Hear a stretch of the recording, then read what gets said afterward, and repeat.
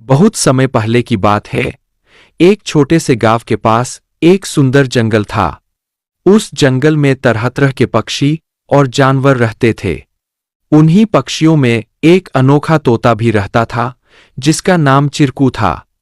चिरकू को लोग सौभाग्यशाली तोता के नाम से जानते थे, क्योंकि जहां भी वह जाता वहां कोई न कोई चमत्कार हो जाता या किसी की किस्मत बदल जाती।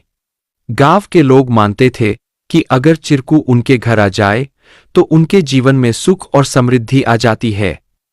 चिरकू हमेशा खुश रहता और अपनी मधुर आवाज में गाने गाता। लोग उसे फल और अनाज खिलाते और उसकी भलाई की कामना करते थे। चिरकू भी गांव के लोगों से बहुत प्यार करता था और जहां भी जाता खुशियां बांटता। एक दिन गांव में एक गरीब किसान, जिसका नाम रघु था, बहुत परेशान था।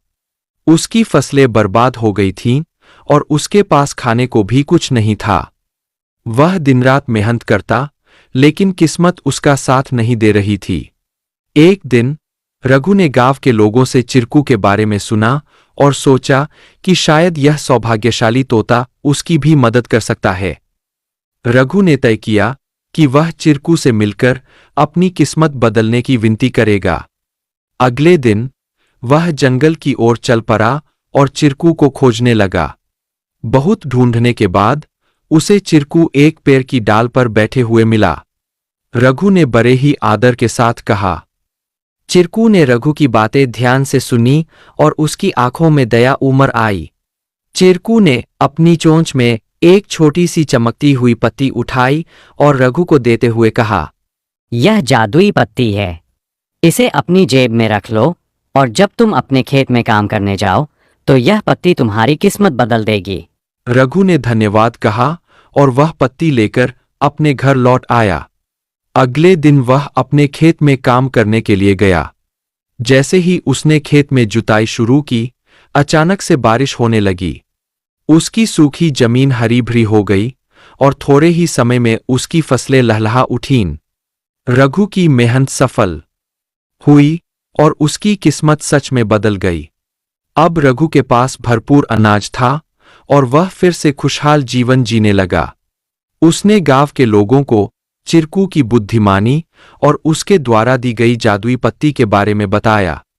सभी लोग चिरकू की प्रशंसा करने लगे और उसे और भी अधिक प्यार देने लगे। लेकिन चिरकू ने रघु को एक बात कही थी। याद रखना, यह पत्ती सिर्फ तुम्हारी मेहनत का साथ देगी। अगर तुम मेहनत करना छोड़ दोगे तो यह भी अपना जादू खो देगी। रघु ने चिरकू की बात समझ ली और कड़ी मेहनत जारी रखी।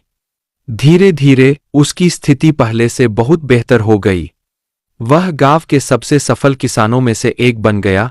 लेकिन उसने कभी यह नहीं भूला कि उसकी सफलता में चिरकू और उसकी मेहनत का कितना बड़ा हाथ था। कहानी से सीख।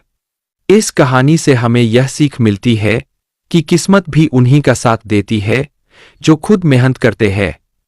सौभाग्य और अवसर तभी काम आते हैं जब हम अपने प्रयासों से उन्हें सही दिशा देते हैं।